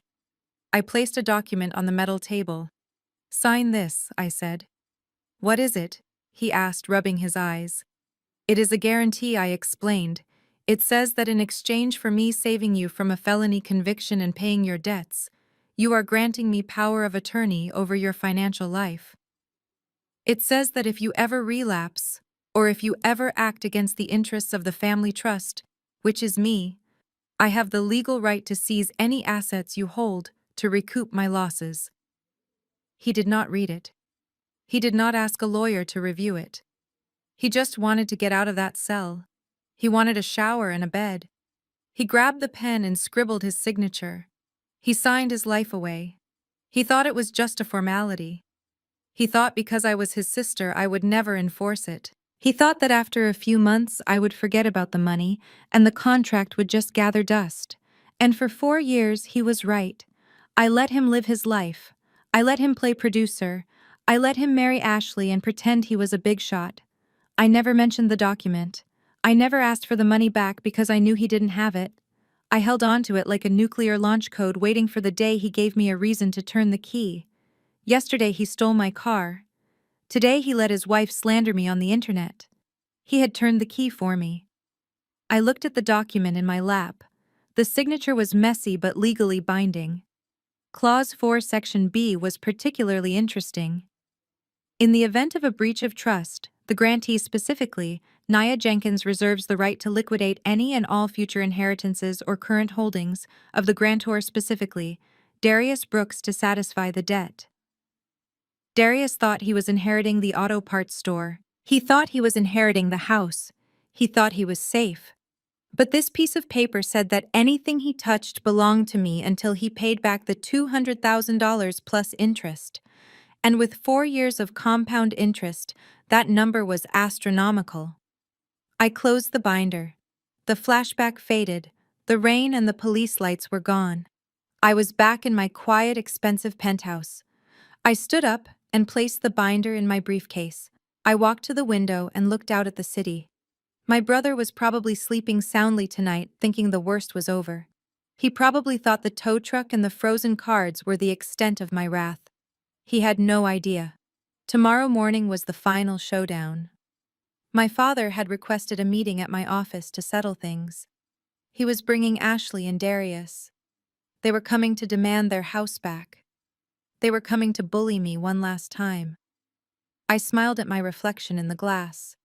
It was not a nice smile. "Come on over, family. Come into my world. You played checkers in the backyard, but tomorrow we are playing chess in the boardroom. And I am the only one who knows the rules." I went to bed and slept like a baby. The next morning I dressed in my sharpest suit. It was a blood-red power suit, appropriate for a slaughter. I arrived at my office at 7 a.m. I briefed my legal team. I set up the conference room. I placed the black binder in the center of the mahogany table. At 9 a.m., the receptionist buzzed me. "Ms. Jenkins, your family is here. Send them in," I said. The door opened. Marcus walked in first, trying to look authoritative despite his rumpled shirt. Darius followed, looking sullen and angry. Ashley brought up the rear, clutching her designer bag that she now knew she couldn't afford. They sat down on the opposite side of the table. My father cleared his throat. "Okay, Nia, enough is enough," he said. "We are willing to forgive you for the scene you caused yesterday. But this ends now. You are going to sign the deed over to me. You are going to apologize to Ashley for freezing her cards. And you are going to invest in Darius's studio as an apology for having his car towed." I looked at them. They were delusional to the bitter end. I did not say a word. I just reached out and opened the black binder. I spun it around so it faced Darius. "Do you remember this, Darius?" I asked softly. Darius looked down. He squinted at the paper. Then his eyes went wide. His face turned the color of old ash. He remembered. The cell. The hangover. The pen. "What is that?" Ashley asked, looking at Darius's terrified face. Darius didn't answer. He couldn't speak. "It is a receipt," I said. "And the bill is due." The conference room on the 45th floor was designed to intimidate. The walls were made of floor-to-ceiling glass, offering a panoramic view of the Atlanta skyline, a view that usually cost $500 an hour to look at. The air conditioning was set to a crisp 68 degrees a temperature that kept meetings short and minds sharp. I sat at the head of the long mahogany table with my back to the view. I was the sun, and the people entering the room were about to get burned. My assistant Chloe opened the heavy glass doors. Marcus, Darius, and Ashley walked in. They looked like tourists who had taken a wrong turn into a shark tank. My father wore his best suit, but I noticed the hem was fraying and there was a coffee stain on his lapel. He was trying to project the image of a successful patriarch, but the bags under his eyes told a different story. Darius looked like a man marching to the gallows. He kept his eyes on the carpet, refusing to look at me or the black binder sitting on the table. He knew what was inside. Ashley brought up the rear, clutching a Louis Vuitton bag that I knew for a fact was a knockoff because I had seen the charge for it on a website that sold counterfeits. "Sit down," I said. "Down." I did not stand up to greet them. I did not offer them water. I did not smile. They pulled out the heavy leather chairs and sat. The silence stretched out for 10 seconds. 20 seconds. My father shifted in his seat. He was used to controlling the room, used to being the loudest voice. The silence was suffocating him. Finally, he cleared his throat. It was a wet, nervous sound. "Well, Nia," he started, puffing out his chest in a desperate attempt to regain his stature. "I am glad you finally came to your senses and agreed to meet. This whole charade has gone on long enough." I stared at him. I blinked once slowly. "Charade?" I repeated flatly. "Yes, charade," Marcus said, his voice rising slightly. "Locking your mother's credit cards, stealing the car back, having your sister-in-law served with papers at a spa. It is childish, Nia. It is a tantrum. But we are family. And because we are family, I am willing to be the bigger person here." He leaned forward, placing his hands on the table. His fingernails were dirty. "I am prepared to forgive you," he announced, as if he were bestowing a royal pardon. "I am willing to overlook the disrespect. I am willing to tell the relatives that this was all a misunderstanding caused by your work stress. I will even tell them you are not on drugs." Ashley nodded vigorously beside him. "Yes," she chimed in, her voice shrill. "We can make the lawsuit go away, Nia. I will delete the Facebook post. I will tell everyone that my account was hacked. We can fix your reputation." I looked at Ashley. She was trembling. She was terrified of the $500,000 lawsuit hanging over her head, but she was still trying to negotiate from a position of imagined power.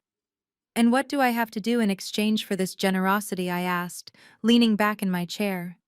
My father smiled. It was the smile of a predator who thinks the trap has snapped shut. "It is simple," he said. "You need to sign the deed to the house over to me. Not a trust, not a holding company. To Marcus Brooks. I need to be the owner on paper, Nia. It is about dignity. A man cannot be a tenant in his own home." He paused, waiting for my agreement. When I didn't speak, he continued. "And you need to unfreeze the accounts. Obviously, your mother needs to eat, and Darius needs that investment for the studio. We will call it a loan if that makes you feel better. But we need the cash today." Darius flinched at the mention of his name. He looked up at me, his eyes pleading. He was begging me silently not to reveal the secret, not to pull the trigger on the contract he had signed 4 years ago. I looked at them. The three of them. My father, the failure who thought he was a king. My brother, the thief who thought he was an artist. My sister-in-law, the liar who thought she was a victim. They truly believed that blood was a currency I would accept forever. They truly believed that I was desperate for their approval. I looked at my watch. It was 10:15. Are you finished? I asked. Finished? Marcus frowned. Excuse me. Are you finished listing your demands? I asked, my voice remaining conversational. Because I have a meeting at 11 and I need to get through this paperwork. I am not making demands. Marcus spat, his face turning red. I am offering you a way back into this family. I am offering you redemption. If you do not take this deal, you are on your own. No Christmas, no Thanksgiving, no birthdays. You will be an orphan. I smiled. It was a cold, sharp smile that did not reach my eyes. An orphan, I said, tasting the word. You know, Dad, that sounds peaceful. I reached out and placed my hand on the thick file folder sitting in front of me. I slid it across the polished mahogany table. It stopped directly in front of my father. This is not a negotiation, Dad, and this is certainly not a peace treaty. Marcus looked at the folder. What is this? He asked, suspicion creeping into his voice. Open it, I said. He opened the folder. The first page was not a deed transfer. It was a heavy piece of legal stationery with the header, Notice of Asset Liquidation and Eviction. His eyes scanned the page. His mouth fell open. He read the first paragraph, then the second. His hands began to shake violently, rattling the paper. You cannot do this, he whispered. Read it out loud, I said. He couldn't. He was choking on the words. Ashley grabbed the paper from him. She read it, and her scream was audible through the soundproof glass. 30 days, she shrieked. You are giving us 30 days to vacate. 30 days for the occupants of the main residence, I corrected, pointing a finger at my father. That is you and Mom. You have 30 days to pack your things and leave the premises. The locks will be changed on the 31st day at noon. Anything left behind will be auctioned off. I turned my gaze to Darius and Ashley, but for the guest house occupants I continued, my voice dropping an octave. The timeline is different. Different, how Ashley asked, clutching her chest. Darius looked at me. He knew. Tell her, Darius, I said. Tell your wife why you do not get 30 days. Darius put his head in his hands. He began to sob. It was a pathetic sound. Darius, what is going on? Ashley demanded, shaking his arm. He signed a contract, Ashley. I explained, since my brother was unable to speak. 4 years ago, when I spent $200,000 to keep him out of prison for a DUI, he signed a default clause. I opened the black binder and slid a copy of the old contract toward Ashley. Clause 4, I recited from memory. In the event of any action deemed hostile to the trustee or any criminal activity by the grantor, the debt becomes immediately due in full. If the debt cannot be paid, the trustee reserves the right to seize all assets and evict the grantor with 48 hours' notice. Ashley stared at the paper. She looked at the signature. It was Darius's handwriting. 48 hours, she whispered. That is right, I said. You stole my car. That is criminal activity. You slandered me online. That is hostile action. You triggered the clause. I looked at my watch again. The clock started when you walked into this building. You have 47 hours and 45 minutes to get out of my house. You are making us homeless, Ashley screamed, standing up and throwing the paper at me. I have a baby. You are a monster. I am a banker, I replied, brushing the paper off the table. And you are a bad investment. My father finally found his voice. He stood up, his face purple with rage. He looked like he was about to stroke out. I will sue you, he roared. I will take you to court. No judge will uphold this. I have rights, squatter rights, tenant rights. I anticipated that, I said calmly. I pressed a button on the intercom. Chloe, send them in. The door opened again, but this time it wasn't tea and coffee being served. 3 uniformed sheriff deputies walked in. They were not private security. They were Fulton County law enforcement. Mr. Marcus Brooks, the lead deputy asked. My father deflated. He sat back down heavily. Yes, he whispered. We are here to serve you with a restraining order regarding the harassment of Ms. Nia Jenkins, the deputy said, handing him another stack of papers. And to escort you off the premises of Phoenix Holdings. You are causing a disturbance in a place of business. My father looked at the deputies. He looked at me. He looked at the view of the city he thought he could conquer with my money. You called the police on your own father, he said, his voice broken. You stole my car, Dad, I replied, standing up. You tried to ruin my career. You turned the family against me. You stopped being my father the moment you decided I was just an ATM machine with a pulse. I buttoned my blazer. The meeting is over.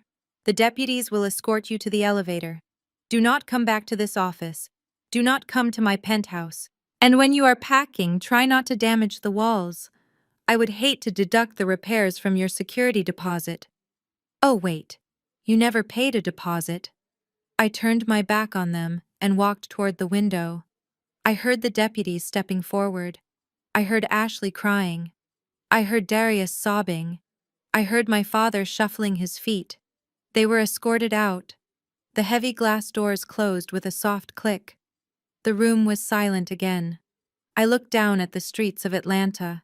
Somewhere down there in the traffic, they were sitting in an Uber because they had no car, wondering where they were going to go. I felt a vibration in my pocket. It was a text from my mother. Please, Naya. Dad is crying. Fix this. I deleted the message. I blocked the number. I was done fixing things. It was time to build something new. But first, I had to make sure the demolition was complete. The house was just the beginning. I still had to deal with the fallout from the family. The aunts and uncles were still blowing up my phone. They needed to know that the new regime had officially begun.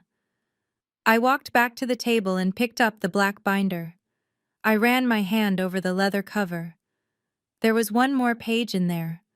One more secret that I hadn't revealed yet. A secret about the business that even Marcus didn't know. A secret that would ensure that even if he tried to start over, he would never be able to compete in this town again. But that could wait. Right now, I had a lunch reservation. And for the first time in my life, I was going to enjoy a meal without wondering who was going to insult me before dessert.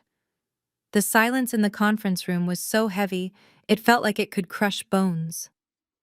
My father stared at the eviction notice, his eyes bulging as if the words were physically striking him. He read the clause I had highlighted in orange.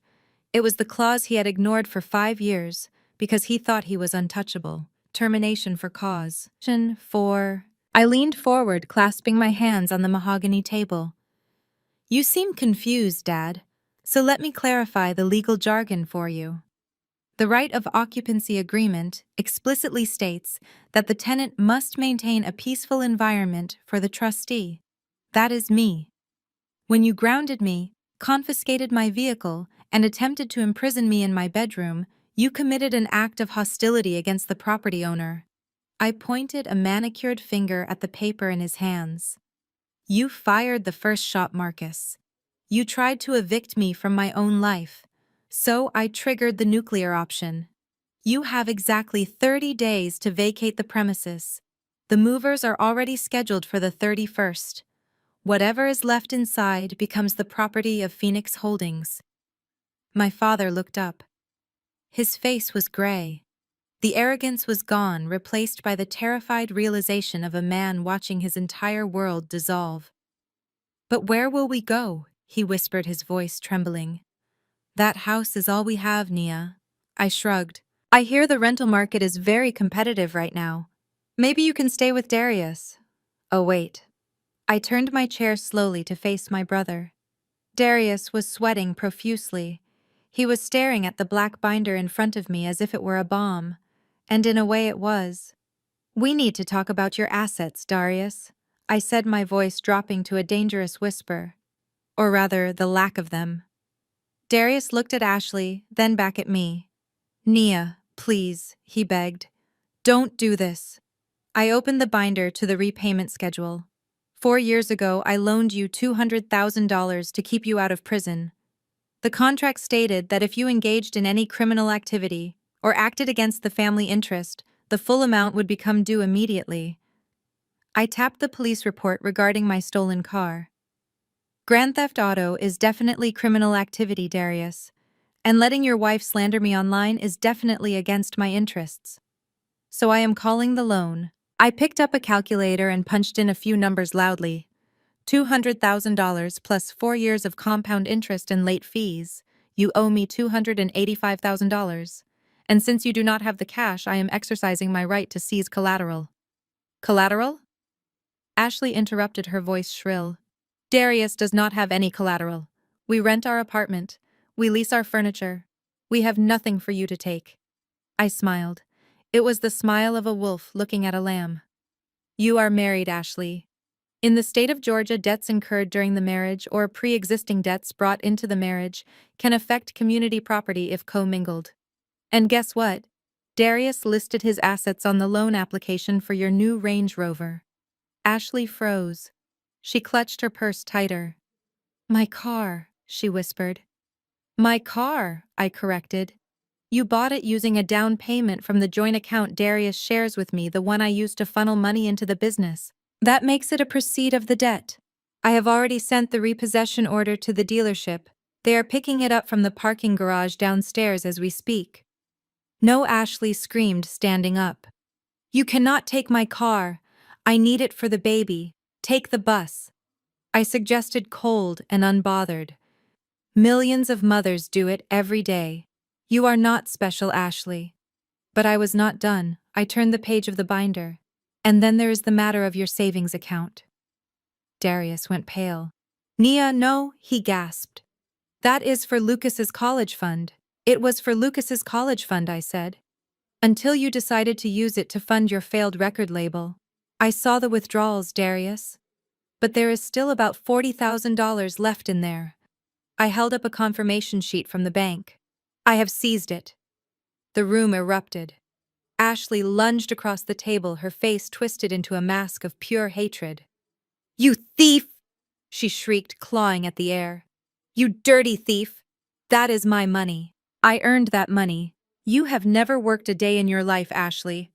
I shot back without flinching. That money came from the salary I paid Darius for a job he never did.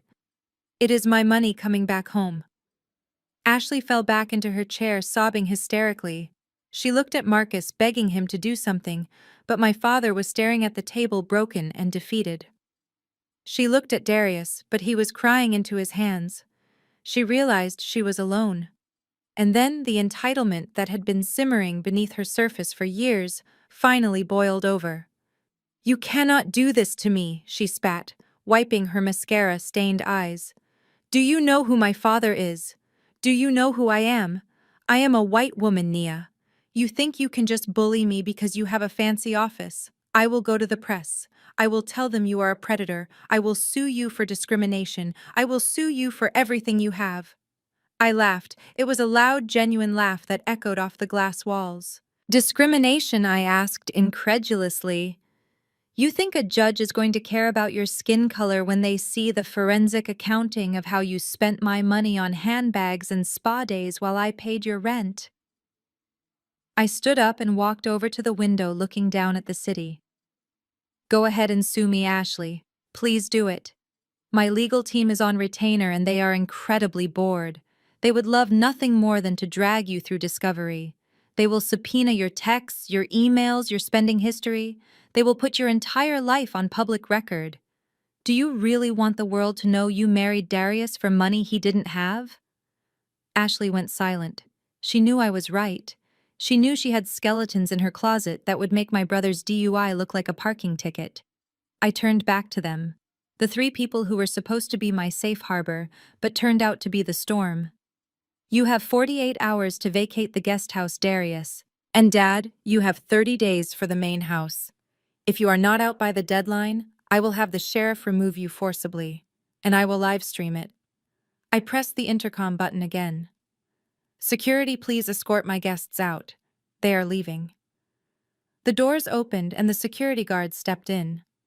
My father stood up slowly, like an old man carrying a heavy load. He looked at me one last time. There was no anger in his eyes anymore, just regret. Nia, he whispered. Goodbye, Marcus, I said, turning my back on him. I heard them shuffling out. I heard Ashley's heels clicking angrily on the floor. I heard the heavy door close. I was alone. The room was quiet, but my heart was pounding. It was done. The Band-Aid was ripped off. The wound was exposed, but it was finally clean. I walked back to the table and closed the black binder. I picked up the eviction notice. I looked at the signatures. I had lost a family today, but I had regained my self-respect. And looking at the skyline of the city that I had conquered while they were sleeping, I realized that was a trade I would make 1,000 times over. I picked up my phone. I had one more call to make. I dialed the number for a real estate agent I knew. "Hello, this is Nia Jenkins. Yes, I have a property becoming available in 30 days. It is a large estate in the suburbs. I want to list it. No, I am not selling. I am turning it into a shelter for at-risk youth. Yes, I think it is time that house was filled with people who actually appreciate a second chance." I hung up and smiled. The house that had been a prison for me would become a sanctuary for someone else. It was the perfect ending.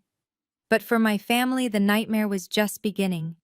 They were walking out into a world where bills were real, where actions had consequences, and where the Bank of Nia was closed forever. I packed up my briefcase. I had a lunch date with my future. And for the first time in 32 years, I was not paying for anyone else's meal. The moving trucks arrived at the Brooks estate exactly 30 days after the meeting in my office. They did not come with fanfare. They came with the cold mechanical efficiency of a foreclosure. I did not go to watch. I did not need to see my parents packing their lives into cardboard boxes to know that justice had been served. I stayed in my office closing a merger deal worth $40 million, while my father lost the only asset he had ever pretended to own. 3 months have passed since that day. The dust has settled, but the landscape of our lives has changed permanently. The fallout was not an explosion. It was a slow, quiet erosion of everything my family thought was solid. My father, Marcus, now lives in a one-bedroom apartment in a complex 20 miles south of the city. The carpet is beige. The walls are thin enough to hear the neighbors arguing about bills. The view from his window is a parking lot, not a manicured lawn. He does not have a home office anymore. He has a small folding table in the corner of the living room where he keeps his stack of unpaid invoices from the defunct auto parts store. I pay his rent. It is a small monthly transfer, automated and impersonal. I do not do it because he deserves it. I do it because I refuse to let my father be homeless. It is the final act of charity from the daughter he called selfish. Every month when that notification hits his phone, he is reminded that his survival depends entirely on the mercy of the child he tried to break. I visited him once last week. I did not go inside. I sat in my car and watched him walk to the mailbox. He walked with a limp I had never noticed before. He looked smaller. The bluster and the arrogance were gone. He retrieved his mail, mostly flyers and coupons, and walked back inside. Through the window, I saw him sit down in his recliner. He picked up a framed photograph from the side table.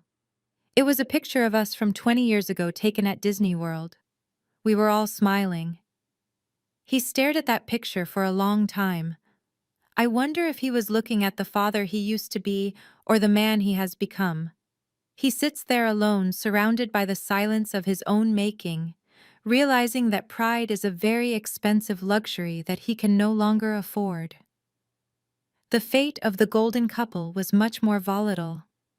Ashley filed for divorce exactly 4 days after the eviction. The moment the Range Rover was towed and the bank accounts were seized, her love for Darius evaporated like mist in the sun. She did not even stay to help him pack. She moved back in with her parents in the suburbs, taking the baby and leaving a note on the kitchen counter. The note said she could not raise a child in an unstable environment. I hear through the grapevine that she is already dating again. She is looking for a new host, a new man with a flashier car and a thicker wallet. But this time, she carries the baggage of a court judgment.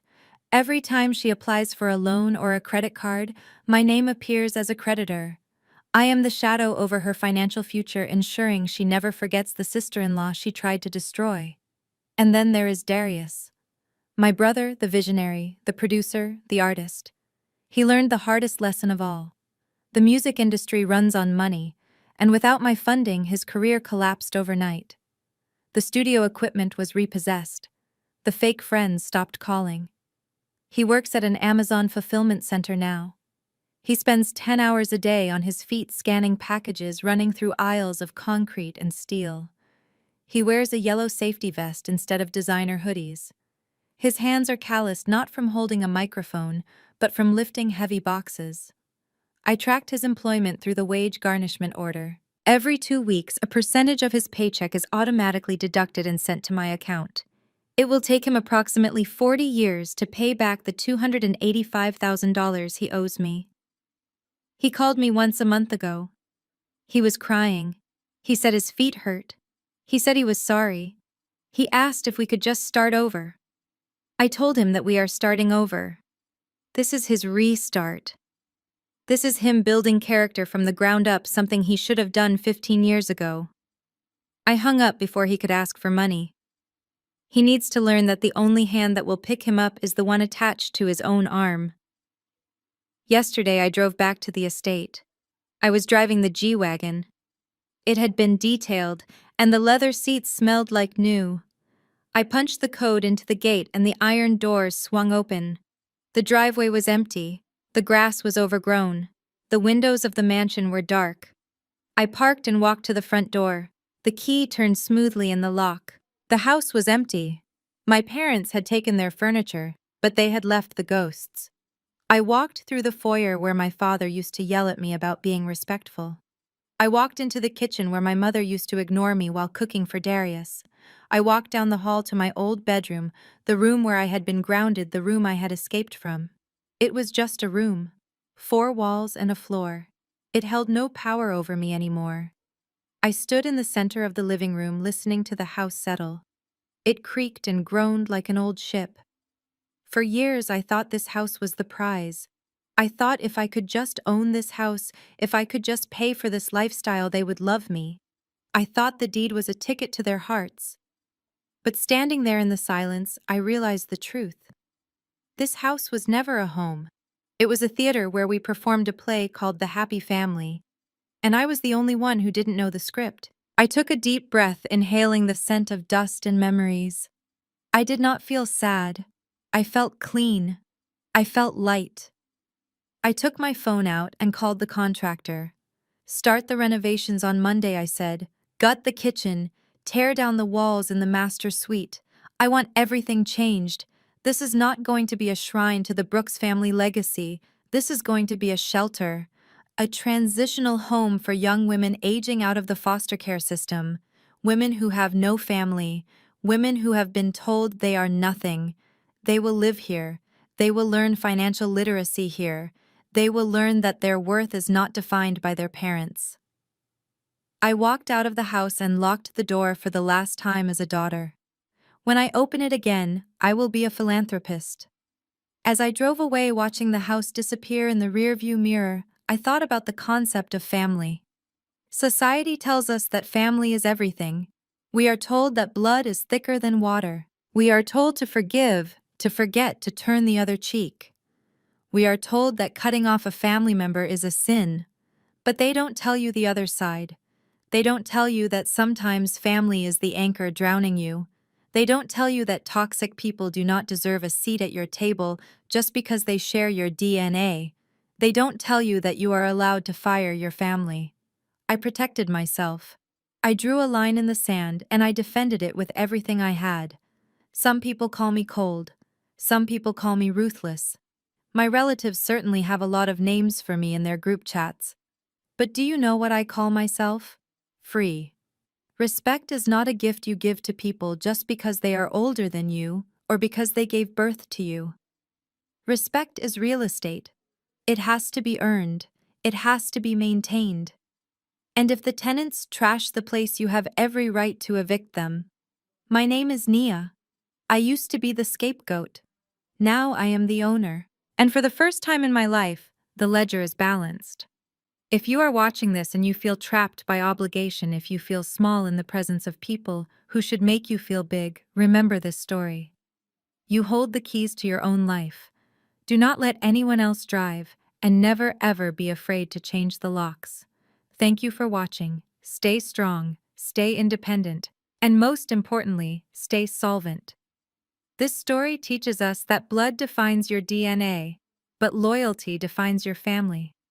For years, I believed my worth was tied to what I could provide, thinking that financial support would eventually purchase their respect. I was wrong. You cannot buy love from people who are committed to exploiting you. True freedom begins the moment you stop trying to save people who benefit from your silence.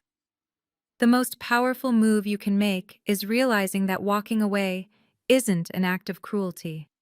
It is an act of survival. You deserve a table where you are celebrated, not just tolerated. If you have ever had to choose your peace over your family's expectations, hit like and subscribe to join our community of survivors.